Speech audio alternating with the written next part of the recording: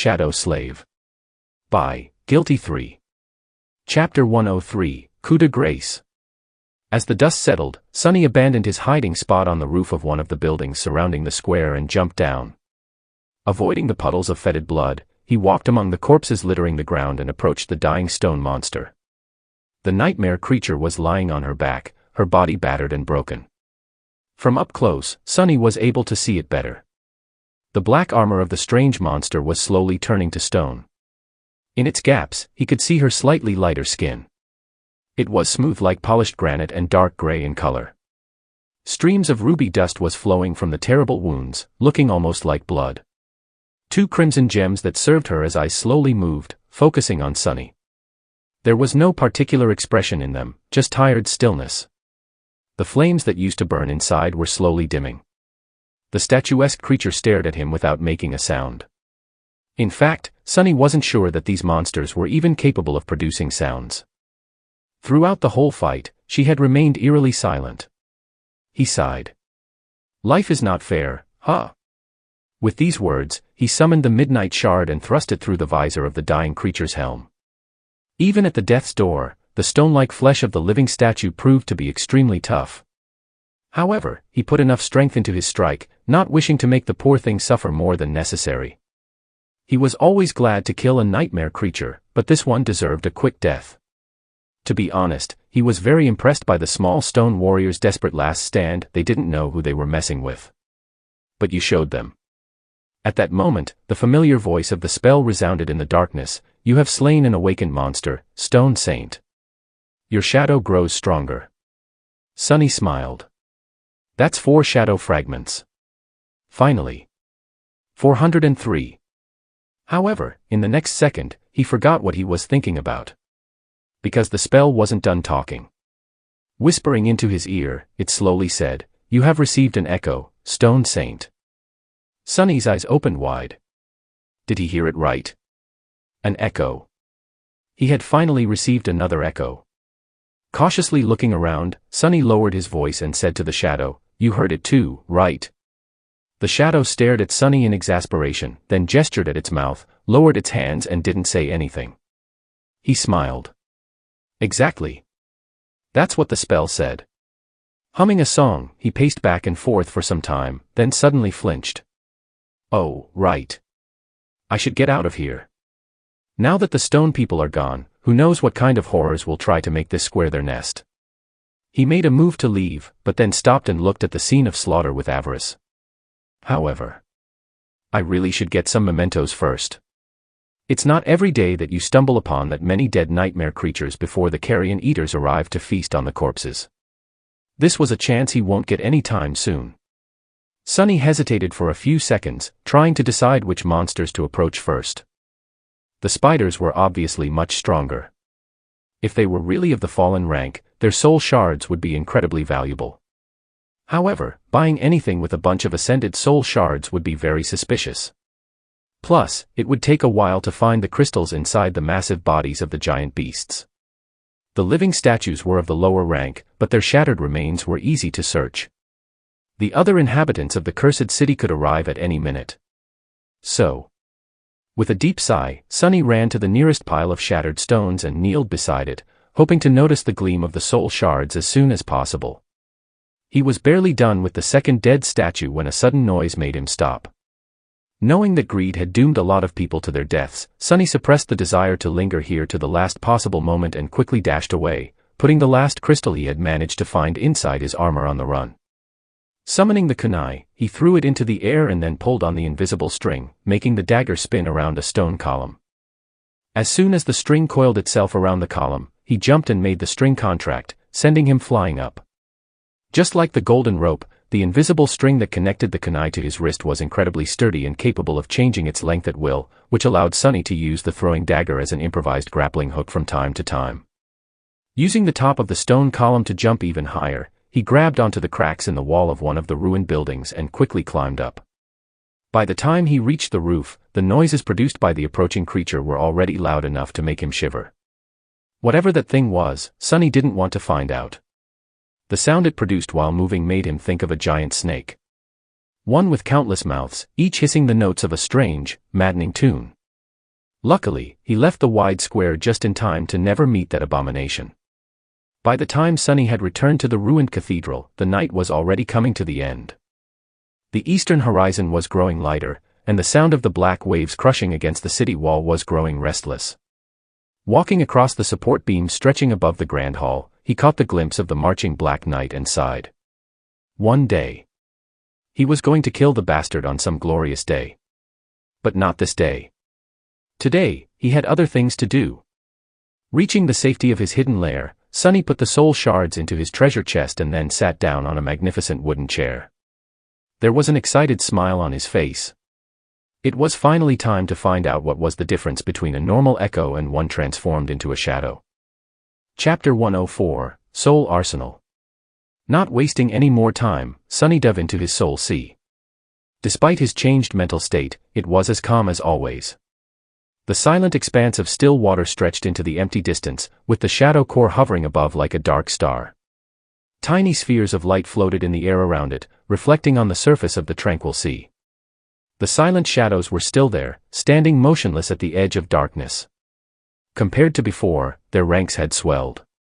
Monsters of all shapes and sizes were among them now, making Sunny's collection of slain enemies look increasingly impressive. Walking past them, he glanced at one or another from time to time, recalling the thrilling battles with a mix of dread and pride. This was his personal museum, a dark monument to all his sins. Wait. Sins? Why sins? Just at that moment, Sunny stumbled and stopped. Not too far away from him, a gaunt shadow stood among the menagerie of terrifying creatures, silently staring at him with empty eyes. That shadow once belonged to a young man, not much older than Sunny himself. He had lived in the ramshackle settlement beyond the castle's gates, struggling to survive like everybody else. Before. Sunny looked away. Don't you look at me like that. It was your own fault, fool. You shouldn't have asked me all those questions. Out of the 3 people he had murdered with his own hands, this kill was the only one that made Sunny feel something. Because it wasn't done in the heat of the battle or to settle a personal score. This one was done in cold blood. It was why he had to leave the castle, among other things. Sunny grimaced. I said stop looking at me. Just stay dead and don't bother me with your nonsense. Huffing angrily, he turned away. Soon, he walked past the shadows of the Blood Fiend, the hunting party's leader, and the deadly Stone Saint. Glancing at the statuesque figure of the stone monster, Sunny forgot all about the gaunt shadow and smiled. He was here to take a look at her echo, after all. The prospect of having another echo under his command was already very exciting. The loyal and strangely personable scavenger had been of great help to Sunny in the past, tremendously increasing his combat performance. After all, despite having a divine aspect and a uniquely powerful ability, Sunny was still just a dreamer, one whole rank below the echo. The scavenger, however, was merely a beast. While the Stone Saint was a monster. Her power was comparable to that of the ferocious carapace centurions, far surpassing anything that Sunny could ever hope to achieve in this cursed place. The strange nature of the steadfast living statue made her even more formidable. Having a servant like that would make many impossible things possible. However, Sunny wanted even more. He was waiting to see what miracle his aspect was going to perform, hoping that the results would surpass his wildest expectations. Soon, he was standing under the black sun of his shadow core, observing the spheres of light that represented his memories. There were 9 of them now. The ones that he actually used were the Puppeteer's Shroud, the Midnight Shard, the Prowling Thorn, the Ordinary Rock, and the Endless Spring. Savoring the anticipation, Sunny summoned each of them one by one and read the glowing runes surrounding the memories. He had gotten the heavy kunai after defeating a peculiar creature that resembled a monstrous armored porcupine. The rain of jagged bone quills had left several holes in Sunny's body, but the reward was well worth it. Memory, Prowling Thorn. Memory rank, Awakened. Memory tier, 2. Memory type, Weapon. Memory description: this flying dagger is as unpredictable and fickle as the affection of a young beauty, but, perhaps, not as deadly. Memory enchantments: Rose of Betrayal. Enchantment description: the Prowling Thorn is connected to its wielder by an invisible string. This string is strong but mercurial, just like the treacherous bond of sentimental attachment. After reading this description for the first time, Sunny couldn't help but wonder if the spell had been scorned by a lover once. The runes practically exuded bitterness. Next on the list was his most dangerous memory, the Talking Rock. Memory, ordinary rock. Memory rank, awakened. Memory tier, I, memory type, tool. Memory description, just an ordinary rock. Memory enchantments, not really. Enchantment description, the word is mightier than the sword. The rock is mightier than the word. The funny thing was that the ordinary rock, which was capable of repeating various sounds, had fallen into the hands of a person who was unable to tell lies. It was now the most honest memory in two whole worlds. It had also made Sunny think twice before opening his mouth. Sometimes. The last memory he decided to take a look at was, perhaps, the most precious to him. It was the beautiful glass bottle that Cassie had given Sunny as a farewell gift. Memory, endless spring. Memory rank, dormant. Memory tier, 4. Memory type, tool.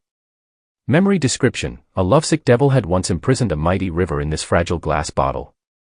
It was his gifted to a beautiful desert spirit. Memory enchantments, gift of water. Enchantment description, this bottle contains enough water to make flowers bloom in the desolate heart of the most lifeless of deserts. This one was sort of romantic. It seemed as though the spell was all over the place when coming up with these descriptions, to the point where Sunny couldn't even tell if it was being serious. With a sigh, he dismissed the sphere of light containing the endless spring and glanced up. The other 4 of his memories were not very useful. They were an incredibly heavy tower shield, a suit of armor that was worse than the puppeteer's shroud in every regard, a glass eye capable of producing bright beams of harmless red light, and the obnoxiously loud silver bell, the first memory he had ever gotten. The remaining 3 had been awarded to him for killing comparatively weak monsters on the streets of the cursed city. He was hoping to trade them for something more suitable during his next visit to the castle, whenever that might be. Forgetting about the memories, Sunny finally focused his attention on the brightest sphere of light that was floating in the dark emptiness above his head, the one containing his new echo. He willed it to descent and watched as the sphere glided down, softly touching the surface of dark water a few moments later. It slowly dimmed, revealing the stone figure hidden within. Here in the dark silence of the Soul Sea, the stone saint looked just like a statue. She was approximately as tall as Sunny, looking miniature in comparison to the rest of the nightmare creatures he had to face on the forgotten shore. She was also uniquely human-like in appearance. If not for the dark gray hue and the stone-like nature of her granite skin, Sunny might have even mistaken the strange monster for a sleeper. Provided, he couldn't see much of her body behind the graceful dark armor. The nature of these strange creatures remained a mystery. Chapter 105, Living Stone. Previously, Sunny had considered the living statues to be just that, monuments brought to life by evil spirits. There were a lot of revenants like that walking the streets of the cursed city. Take the Black Knight, for example. Sunny was almost sure that the bastard was actually just a suit of armor with a vengeful wraith imprisoned within it. He had no proof that there was an actual body in that moving steel fortress, at least. However, after watching the stone saint die right before his eyes, he wasn't so sure that she and the Black Knight were the same anymore. There certainly were similarities. Even the design of their armors was somewhat similar, as though one had originated from the other. But the stone warrior's armor seemed much more ancient. And then there was the ruby dust that flowed from the stone creature's wounds instead of blood. Since when did statues have blood? It was almost like these strange creatures were designed to possess their own weird form of life. Come think about it, the stone warriors resembled artificial beings brought to life by some dark magic much more than they resembled undead creatures. Mysteries, mysteries, mysteries all around. Perhaps the runes describing the stone saint would provide him with some answers. The echo, meanwhile, was coming to life. 2 magenta flames ignited in her gemstone eyes. The stone of her armor suddenly gleamed with subtle metal shine, the smooth surface of her granite skin turned slightly less rigid. Silently turning her head, the saint gazed at Sunny through the narrow split of her helmet's visor. Let's see. He concentrated on the runes. Echo, Stone Saint. Echo rank, Awakened. Echo class, Monster. Echo attributes, Battle Master, Stalwart, Mark of Divinity. Sunny blinked. Mark of Divinity. That was the same as his original attribute. What business did a nightmare creature have walking around with the traces of divinity left in its evil, corrupted soul? And what with these other attributes? Battle Master Attribute Description: born on the battlefield, the Stone Saint is proficient in all forms of combat. Stalwart Attribute Description: the Stone Saint is highly resistant to all forms of damage, as well as being fully immune to mind and soul attacks. Bewildered, Sunny shook his head. No wonder these silent stone warriors were so deadly. They were literally a bunch of killing machines created to last as long and deal as much damage as possible on the battlefield. But who had created them? Leaving the attributes alone, he lowered his gaze and read the next line of runes. Echo Description: deep in the cavernous halls of his dark domain, the last child of the unknown had created them from stone to quell the fire burning in his resentful heart. However, that fire only grew hotter. Designed to bring peace, they were instead born into an endless war. The unknown again. Or rather, their children. It seemed like his theory was correct. The Stone Saint was either an artificial being or a descendant of one. In any case, that was before she was corrupted by, well, whatever it was that had corrupted all the nightmare creatures, and especially those in the cursed city. Now even gods wouldn't be able to describe what exactly she was. Not that it mattered. A monster was a monster. Sunny was more interested in the fact that the traces of divinity that the stone warrior bore had to have come from their original creator, who was at least partially one of the unknown. Which meant that the unknown, indeed, were closely related to the gods and to divinity itself. Just like Mysterious Weaver. Looking away from the runes, Sunny studied the motionless echo with his altered eyes. What he saw made him smile darkly. Just like the memories, the true essence of the echo was weaved from the countless diamond strings that formed an infinitely complex pattern. Only in its case, the pattern was even more elaborate, dwarfing anything that Sunny had previously seen. 2 embers were burning inside the Stone Saint's body, serving as anchors for the endless strings. One of them was situated in the place where her heart should have been, the other in the lower part of her abdomen. Sunny closed one eye and looked more closely. And there, behind the shining pattern of the diamond strings, he noticed another, much more primitive and crude system of adamantine threads. They pierced the stone flesh of the echo, resembling a human nervous system. These strings were also seemingly made from diamond, but they were much less ethereal. In fact, they were entirely corporeal. Sunny frowned. Makes sense. That makes sense. Wait, how does it make sense? The memories and the echoes were created by the spell. They were artificial. The Stone Saint, too, was artificial, but in a much more mundane sense. She was made by a child of the unknown, just like her echo was made by the spell. Which meant what? That the technique that had been used to create the Stone Saint was eerily similar to the technique that the spell used, although it did look extremely primitive in comparison. Could that mean that the spell itself had come from the unknown?